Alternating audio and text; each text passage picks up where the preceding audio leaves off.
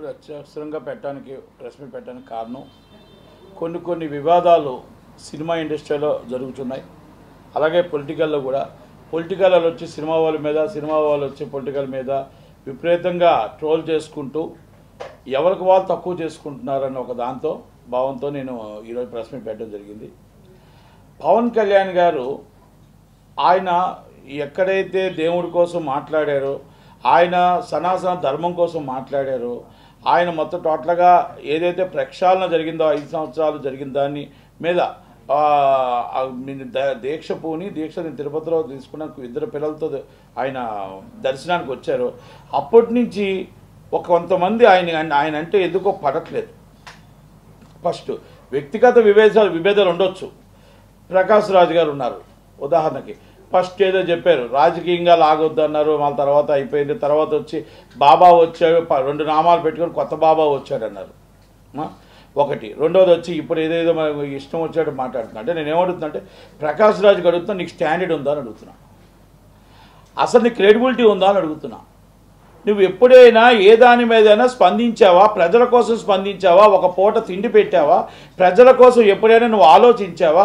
ఏ రోజైనా ఇండస్ట్రీ కోసం నువ్వు ఆలోచించావా? ఇండస్ట్రీ కోసం ఎవరికైనా అన్యాయం జరిగితే నువ్వేమైనా ఖండించావా? ఇండస్ట్రీ కోసం నువ్వు వచ్చావా అని అడుగుతున్నా. నీ స్వార్థం కోసం, నీ తాలూకులు కాపాడుకోవడం కోసం, నువ్వు మొత్తం టోటల్గా ఈ మీడియాని డైవర్ట్ చేయడం కోసం కేటీఆర్ గారి మీద వచ్చిన మీడియాని, కొండా సురేఖ గారు కేటీఆర్ మీద వచ్చిన మీడియాని డైవర్ట్ చేయడం కోసం డైరెక్ట్ పాలిటిక్స్ మీరు చేయలేదని అడుగుతున్నాను. నేను డైరెక్ట్గా మీరు పవన్ కళ్యాణ్ గారి మీద మీరు మాట్లాడితే ఇమీడియట్లీ మీకు అక్కడ కేటీఆర్ గారిని కాపాడుకోవాలి.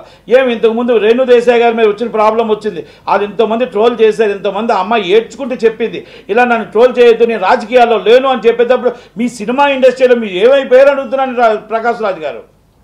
ఆ రోజు మీరు కనబడలేదే. ప్రజలు రేవణ్ గారు మీకు కావాల్సిన దోస్తు 2500 మంది అమ్మాయిలు నగ్న వీడియోస్ తీసి అరెస్ట్ అయితే వాళ్ళ కోసం మీరు ఏంటి స్పందించలేదు అడుగుతున్నాను నేను. అలాగే మీరు మొత్తం టోటల్ రజనీకాంత్ గారు అవమానిస్తే రజనీకాంత్ గారిని ఆ రోజు స్పందించలేదే. మొత్తం టోటల్ 2016-17లో మొత్తం టోటల్గా అందరినీ డ్రగ్స్ కేసులో నించోబెట్టి లైన్ పెట్టి, సినిమా టికెట్లో లైన్ పెట్టి మొత్తం 15 రోజులు వాళ్ళ పరువులు తీస్తున్నప్పుడు ఏం స్పందించలే. ఈరోజు మీకు కేటీఆర్ గారి మీద అన్నారు కాబట్టి ఆ రోజు మీరు స్పందిస్తూ అది డైవర్ట్ చేయడం కోసం మీరు పవన్ కళ్యాణ్ గారిని మీరు మొత్తం టోటల్గా ఒక టార్గెట్ చేస్తారు. నేను మిమ్మల్ని ఏమంటున్నా, సెక్యులరిజం తప్పలేదు. Hindu or Muslim or Christian ఎవరి దేవుడు వాళ్ళకి పవిత్రత ఉంటుంది. ఆయన ఏమడిగాడు, నా హిందూ దేవుణ్ణి నాకు 80% నీ హిందుత్వాన్ని మనం సనాతన ధర్మాన్ని మనం కాపాడాలి అని చెప్పాడు. కాపాడాలి అని చెప్పేటప్పుడు ఆయన గతంలో జరిగింది, ఆయన మొత్తం తిరుపతిలో ఏమి జరిగిందో, ఏ అన్యాయం జరిగిందో ఆయన మొత్తం అటు వివరిస్తూ దానికి దీక్ష తీసుకొని ప్రక్షాళన చేయడానికి వచ్చాడు. అది కొత్త బాబా వచ్చాడు, లేకపోతే పంగనామాలు పెట్టాడు. ఇవన్నీ ఏంటంటే మీరు దేవుణ్ణి అవమానిస్తున్నారు. మీరు దేవుణ్ణి అవమానిస్తారు, పవన్ కళ్యాణ్ గారిని కాదు. మీరు పవన్ కళ్యాణ్ గారి కాలు గోటుగాడు కూడా పనికిరారు. నేను మళ్ళా చెప్తున్నాను మీకు, ప్రకాష్ రాజు గారు అని మీకు ఇంకెందుకు చెప్తుంటే, ప్రకాష్ రాజ్ గారు మీరు సీనియర్ ఆర్టిస్ట్ అవ్వచ్చు, ఇస్ అ పొలిటికల్, మీరు సీనియర్గా ఆర్టిస్ట్ అవ్వచ్చు, ఏమైనా అవ్వచ్చు. ఆయన చాటికి మీరు రారు. మీరు ఏదంటే మీరు దీన్ని కావాలని డైవర్ట్ చేయడం కోసం కొన్ని పాలిటిక్స్ తీసుకురావడం కోసం మీరు మాట్లాడుతున్న మాటలే తప్ప ఇలాంటిది మాత్రం 100% ఇండస్ట్రీకి శ్రేయస్కరం కాదు. మీరు పవన్ గారు పొలిటికల్గా మీరు ఎదుర్కోండి ఆయన్ని, మీరు పొలిటికల్గా ఆయన ఎదుర్కోండి, పొలిటికల్గా మాట్లాడండి. కానీ ఈ విధంగా ఇది కరెక్ట్గా మీరు మళ్ళీ అక్కడికి వెళ్ళారు. స్టాలిన్ గారిది డిఫరెంట్. ఉదయనిధి స్టాలిన్ గారిది ఆయన పెరియర్ నుంచి ఫస్ట్ నుంచి వాళ్ళ వాదన వేరు, ఆయన మాట్లాడిన వాదన వేరు.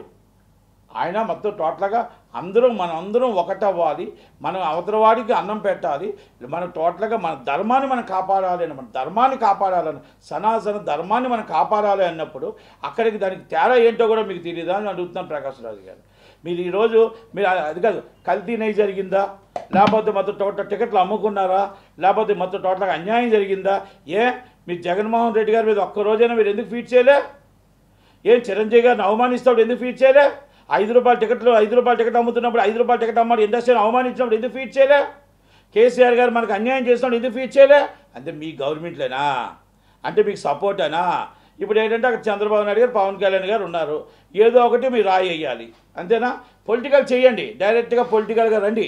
పొలిటికల్గా ఎదుర్కోండి అంతే తప్ప మీరు ఒక సినిమా ముసుగులో పవన్ కళ్యాణ్ గారి మీద టార్గెట్ చేస్తారంటే ఇది కరెక్ట్ కాదు.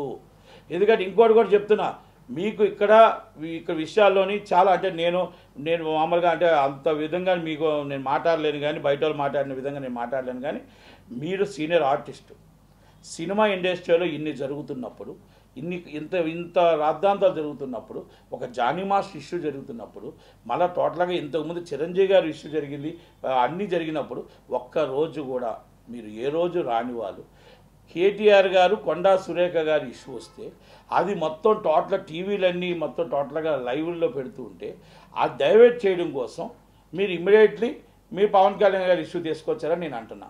ఇది వాస్తవం కాదా? మీరు నాకు చెప్పండి.